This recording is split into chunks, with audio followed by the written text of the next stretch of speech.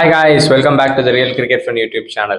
So இன்னைக்கோட வீடியோவில் India vs Namibia மேட்சோட ரிவ்யூ தான் பார்க்க போகிறோம். பட் வீடியோக்குள்ள போகிறதுக்கு முன்னாடி இன்னும் நீங்கள் நம்ம சேனலை சப்ஸ்கிரைப் பண்ணாமல் இருக்கீங்க அப்படின்னா மறக்காம சப்ஸ்கிரைப் பண்ணிக்கோங்க. பக்கத்தில் இருக்க பெல் பட்டனே ப்ரெஸ் பண்ணால் தான் நான் போடுற ஒவ்வொரு வீடியோட அப்டேட்ஸ் உங்கள் ஃபோனுக்கு வரும்.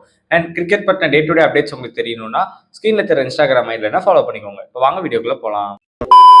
Starting of video with toss decision இங்கே என்ன ஆச்சு அப்படின்னு பார்த்தீங்கன்னா, நம்ம ப்ரிவியூவில் சொன்ன மாதிரியே டாஸை ஜெயிக்கிற டீம் வந்து சேஸ் பண்ணுவாங்க அப்படின்னு சொல்லி சொன்னோம். அதே மாதிரி நமீபியா கேப்டன் ஜெரட் எராஸ்மஸ் டாஸை வின் பண்ணிட்டு நாங்கள் போலிங் பண்ணுறோம் அப்படின்னு சொல்லி சொன்னார். ஃபர்தராக பிளேயிங் 11 நம்ம சொன்னதுக்கு இவங்க சொன்னதுக்கு எந்த டிஃபரன்ஸுமே இல்லை. எக்ஸ்பெக்ட் பண்ண மாதிரி அபிஷேக் சர்மா வந்து இந்த மேட்ச் மிஸ் பண்ணாரு. அதே மாதிரி சிராஜுக்கு பதிலாக பும்ரா திருப்பி உள்ள வந்தார். ஸோ பிளேயிங் 11 எந்த சேஞ்சஸுமே இல்லை.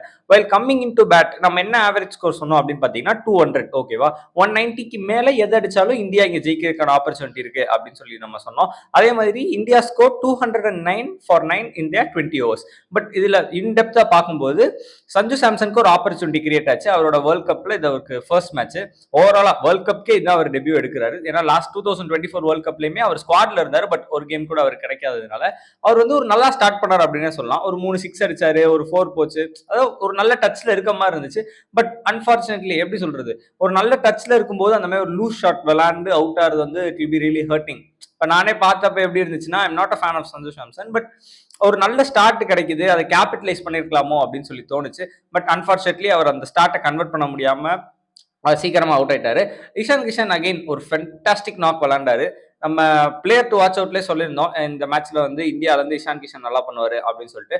அதே மாதிரி 24 பாலுக்கு 61 ரன் ஒரு மாதிரி எப்படி சொல்ல வச்சு விளாசிட்டாரு. ஸோ ஒரு 6 4 5 6 ஸ்ட்ரைக்கிங் அட் 250க்கு மேல அப்படிங்கும் போதே அதுவே அந்த ஒரு பிளாட்ஃபார்ம் செட் பண்ணிச்சு. ஸோ பவர் பிளே வந்து எப்படி சொல்ல, சஞ்சு டக்குனு அவுட் ஆயிருந்தாலுமே அவர் அந்த டேமேஜ் டன் அப்படின்ற மாதிரி ஐ எக்ஸ்பெக்ட். அதாவது என்னன்னா, ஒத்துக்கிறேன் அவர் வந்து இன்னும் கொஞ்சம் விளாண்டுருக்கணும், இன்னும் கொஞ்சம் ரன்ஸ் அடிச்சிருக்கணும் அப்படின்றது. பட் ஸ்டில் இந்த ஃபார்ம் ஆஃப் இந்தியா இப்போ வச்சிருக்க இந்த கேம் பிளேக்கு ஒரு 22 ரன் அப்படின்றது ஓகே தான் அப்படின்னு நினைக்கிறேன். I'm not defending Samson, but at the same time இந்த செட்டப்க்கு இந்தியாவோட பாயிண்ட்ல அவங்க போற ஒரு டைரக்ஷன்ல இது போதும். 22 ரன் ஒரு 8 பால் 7 பால் அடிச்சா that is the impact that an opener needs to create when other opener like Ishan Kishan is set.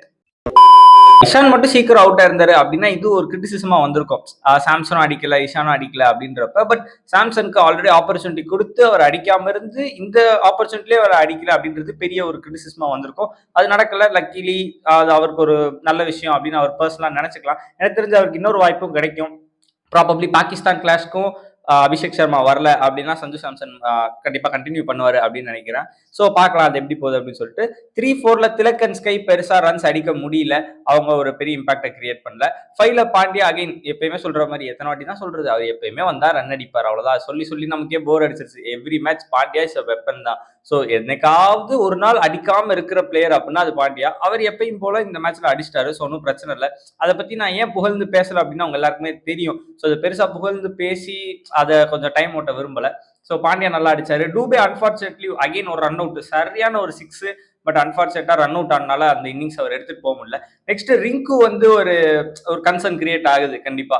ஏன்னா இப்ப லுக்கிங் ஃபார்வர்ட் பாக்குறப்ப எப்படி இருக்கும் அப்படின்னா, இப்ப ரிங்கு ஆடுறதுனால 5 front line bowlers and extra bowler of Shivam Dube as your 6th bowling ஆப்ஷனா விளையாண்டுட்டு இருக்கோம். இப்போ பாகிஸ்தான் கிளாஷுக்கு போறப்ப ஆல்ரெடி நம்ம சொல்லியிருந்தோம் வாஷிங்டன் சுந்தரோட டெம்டேஷன் கிரியேட் ஆகும். ஏன்னா அங்கே நிறைய லெஃப்ட் ஹேண்டர் இருக்காங்க. வாஷிசன் ஆஃப் ஸ்பின்னர். ஓகேவா, அப்படி பார்க்கும்போது இப்போ ஃபார் எக்ஸாம்பிள் ஒருவேளை ரிங்கு டிராப் பண்ணிட்டு வாஷி ஆடுவோமா அப்படின்ற டெம்டேஷன் கண்டிப்பா இப்போ பார்க்குற பீப்புள் ஆகி எனக்கே தோணுது அப்படின்னா டீம் மேனேஜ்மெண்ட் கண்டிப்பா தோணும். ஏன்னா அந்த ரிங்கு வந்து அவர் கம்பேக் கொடுத்தாரு, ஸ்குவாடுக்குள்ள வந்தாரு, உண்மையை நல்லா தான் அடிச்சாரு. I'm not saying anything against Rinku. But unfortunately ஒரு 4-5 மேட்ச் அடிக்கல. அது வந்து தெரியுது. அந்த நியூசிலாந்து சீரிஸ் முடிய போற ஒரு 2 மேட்ச்லயுமே அவர் கிடைச்ச ஆப்பர்ச்சுனிட்டி அவர் கேபிட்டலைஸ் பண்ணல.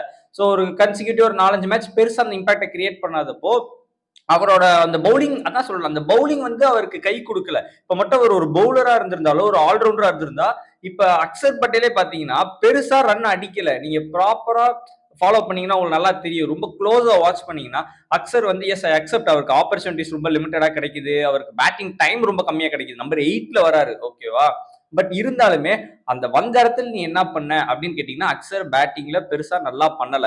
பட் பவுலிங்ல கலக்குறாரு. ஸோ அதை வந்து எப்படி சொல்ல செம்மையா பேலன்ஸ் பண்ணிடுறாரு. அந்த பேலன்ஸ் ரிங்குக்கு கிடைக்கல. அன்பார்ச்சுனேட்லி அவர் ஒரு பேட்டரா இருக்கிறதுனால ஸோ மேபி ப்ராபப்ளி பார்ப்போம் நெக்ஸ்ட் மேட்ச் ரிங்கு இருப்பாரா இல்லையா அப்படின்னு தெரியல. அது அடுத்த மேட்சோட ப்ரிவியூல பேசுவோம். மூவிங் அஹெட் 209 அடிச்சாங்களா. Well coming in to defend that score நான் எக்ஸ்பெக்ட் பண்ணேன் மேபி ஒரு நல்ல ஒரு ஃபைட் கிடைக்குமோ. ஒருவேளை அதை ஜெயிக்க மாட்டாங்கன்னு தெரியும். பட் நமீபியா ஏதாவது ஒரு ஃபைட் கொடுப்பாங்களோ அப்படின்னு சொல்லி எக்ஸ்பெக்ட் பண்ணேன். பட் அப்பெல்லாம் எந்த ஃபைட்டுமே இல்லை, ஃபுல் கண்ட்ரோல் இருந்துச்சு. பாரிங் ஹர்ஷ்தீப் சிங் எல்லாருமே செம்மையா போலி போட்டாங்க. வருண் சக்கரவர்த்தி செம்மையா போட்டாரு. ஆனா 2 ஓவர் தான் போட்டாரு. எனக்கு தெரிஞ்ச ஒரு 4 ஓவர் போட்டுருவார் நான் நினைச்சேன். பட் ஏன்னு தெரியல, அவங்க 2 ஓவர் தான் போட்டாங்க. அதே மாதிரி அக்ஷர் பட்டேல் நல்லா போட்டாரு. எவ்ரிபடி போல் வெல். ஓகேவா. ஹர்ஷ்தீப் சிங் மட்டும் அன்பார்ச்சுனேட்லி ரன்ஸுக்கு போனாரு.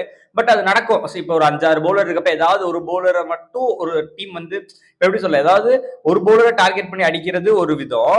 எந்த பவுலரையுமே எனக்கு விளையாட முடியல அன்பார்ச்சுனேட்லி, என்னோட டேலண்ட்டை வச்சு என்னால் அதை பண்ண முடியல அப்படின்னா நான் ஏதாவது ஒரு பவுலர் அந்த டேல மாட்டுவான்.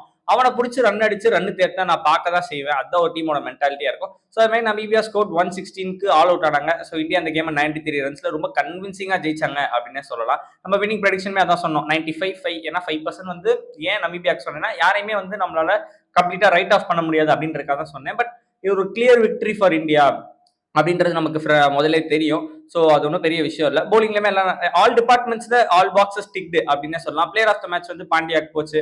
அவர் வந்து போலிங் நல்லா போட்டு 2 விக்கெட் எடுத்தாரு. பேட்டிங்லேயுமே ஒரு 52 ரன் அடிச்சாரு அப்படின்னால அவருக்கு போச்சு. நான் நினைச்சேன் மேபி அந்த 2 விக்கெட் பாண்டியா மட்டும் எடுக்கல அப்படின்னா ஒருவேளை இஷான் கூட கொடுக்கலாமோ அப்படின்னு சொல்லி நான் நினைச்சேன். But still player of the match is not a problem. Who creates an impact தான் முக்கியம். பிளேயர் ஆஃப் த மேட்ச் ஒரு அவார்டு தான். அது அந்தந்த டேல சம்டைம்ஸ் வந்து நம்மளே பார்த்துருப்போம். ஒரு பிளேயர் 100 அடிச்சிருப்பாங்க. பட் எப்படி சொல்ல, அவங்க லூசிங் காஸ்ட்ல இருந்தாலும் அவங்களுக்கு கொடுப்பாங்க. சம்டைம்ஸ் அவங்க வின்னிங் காஸ்ட்ல இருந்தாலும் அந்த 100க்கு கொடுக்காம இருந்திருக்காங்க. சில டீம் நல்லா போலிங் போட்டிருப்பாங்க சில பவுலர்ஸ். அதை வந்து அவங்க வேல்யூவே பண்ணாம ஒரு 50 பாலுக்கு 60 ரன் அடிக்கிற ஒரு பேட்டர் கேட்டா அந்த சிச்சுவேஷன் அந்த பேட்டர் அடிச்சதை நாங்க வேல்யூ பண்ணோம் அப்படி இப்படின்னு சொல்லி ஸோ வரும். So player of the match ஒன்றும் பெரிய விஷயம் இல்லை.